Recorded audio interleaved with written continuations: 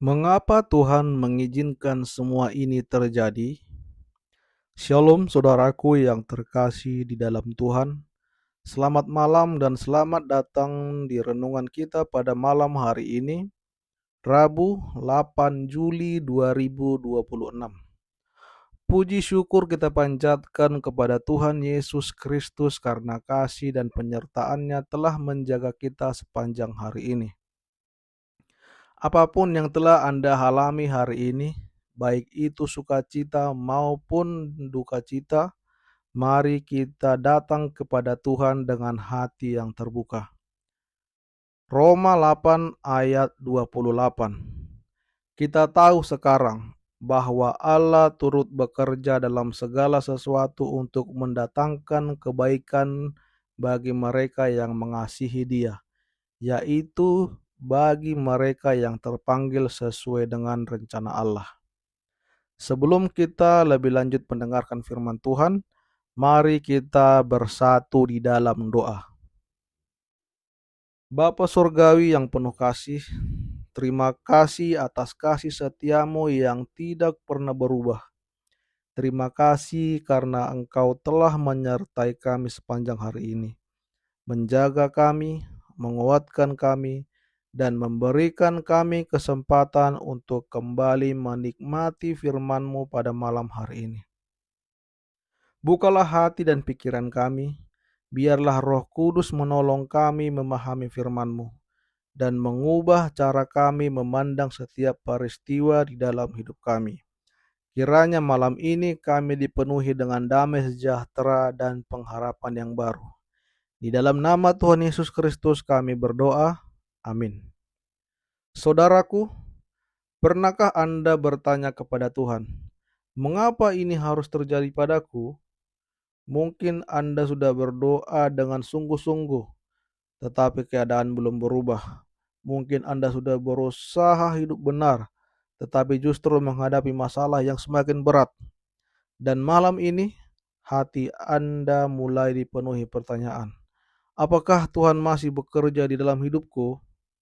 Kalau itu yang sedang Anda rasakan, mari kita sama-sama mendengarkan firman ini, dan mungkin firman ini adalah untuk Anda. Saudaraku yang dikasihi Tuhan, Roma 8 ayat 28 adalah salah satu janji yang paling menguatkan dalam Alkitab. Namun ayat ini sering disalahpahami.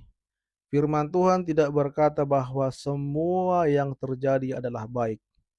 Kita tahu bahwa ada kehilangan, penderitaan, kegagalan, dan air mata yang memang menyakitkan. Tetapi firman Tuhan berkata bahwa Allah turut bekerja dalam segala sesuatu untuk mendatangkan kebaikan. Artinya, Tuhan sanggup memakai bahkan pengalaman yang paling sulit sekalipun untuk menghasilkan sesuatu yang baik menurut kehendak-Nya.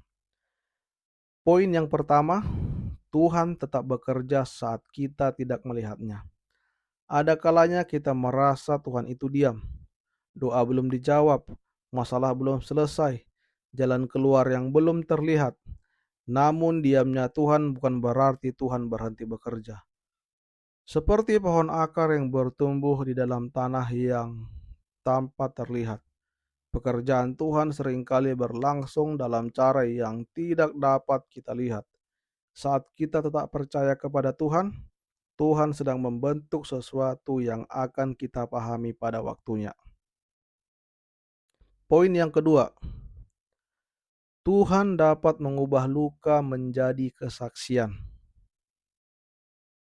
Pernahkah Anda bertemu seseorang yang justru menjadi kuat setelah melewati masa-masa sulit? Seringkali penderitaan mengajarkan hal-hal yang tidak dapat diajarkan oleh kenyamanan. Tuhan dapat memakai kegagalan untuk mengajar kerendahan hati.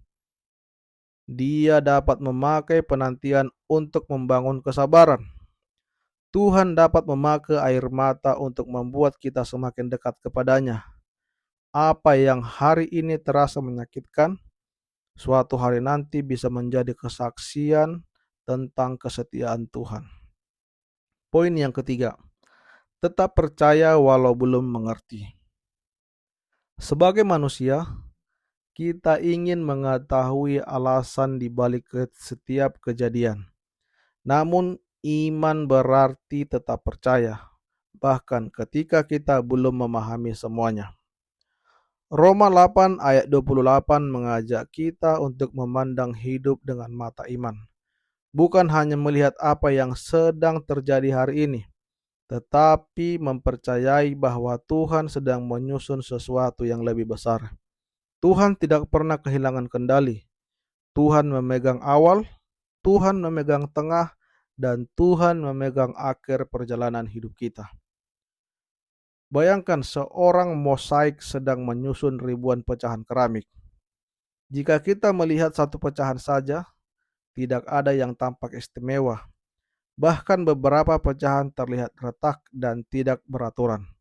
Namun ketika semua kepingan itu disusun oleh tangan seorang ahli, terbentuklah gambar yang indah. Begitu pula hidup kita. Ada pengalaman yang membuat kita terluka. Ada rencana yang hancur. Ada harapan yang tertunda. Tetapi di tangan Tuhan tidak ada satu bagian pun dalam hidup kita yang sia-sia.